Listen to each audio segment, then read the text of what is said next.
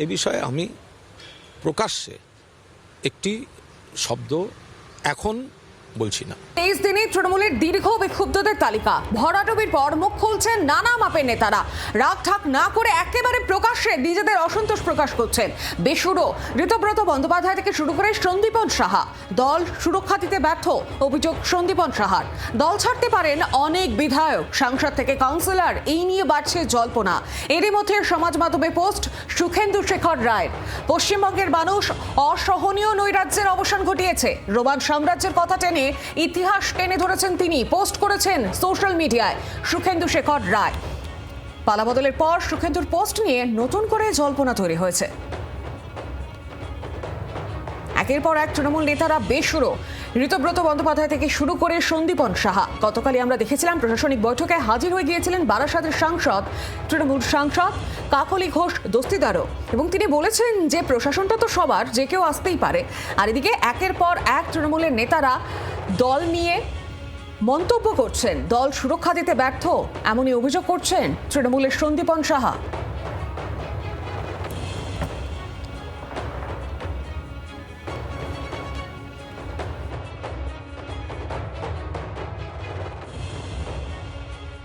15 বছর ধরে যদি একটা ভুল হয়ে থাকে, সেই ভুলটা রিপিট হবে। সেই ভুলের যদি সরকার সদর্থকভাবে সংশোধন করতে চান, তাহলে বিরোধী বিধায়ক হিসেবে আমরা কেন তার পার্ট হব? 15 বছর যেটাকে আপনি ভুল বলছেন সেটা তো আপনার দলই করেছে। আমি বিরোধী হিসেবে কখনো কোনো প্রশাসনিক মিটিংয়ে ডাক পাইনি। তৃণমূল কংগ্রেসের এমপি হিসেবে ডাক পেয়েছি।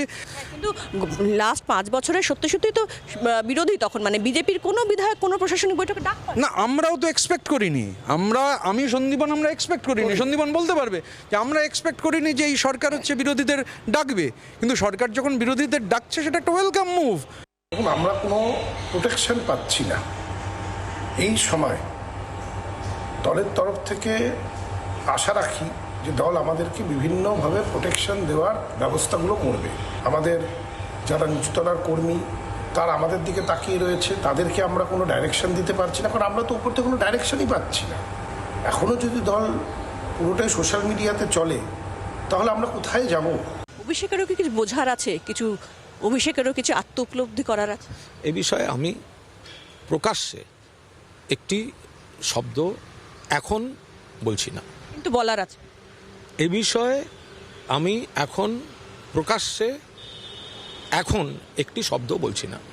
তো যখন দল ক্রাইসিসে থাকে, তো যারা নেতৃত্বে থাকে তাদের দায়িত্ব কর্তব্য যে অত্যাচারিত কর্মীদের পাশে দাঁড়ানো।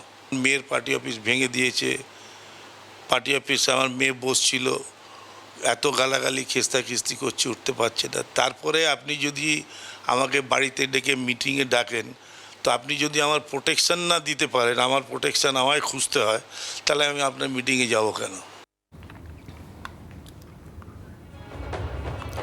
আরো বিস্তারিত জানি সঙ্গে রয়েছেন প্রতিনিধি প্রবীর চক্রবর্তী। প্রবীর, একের পর এক তৃণমূল নেতারা বেসুরো, আর এদিকে রোমান সাম্রাজ্যের ইতিহাস টেনে পোস্ট করেছেন সুখেন্দু শেখর রায়।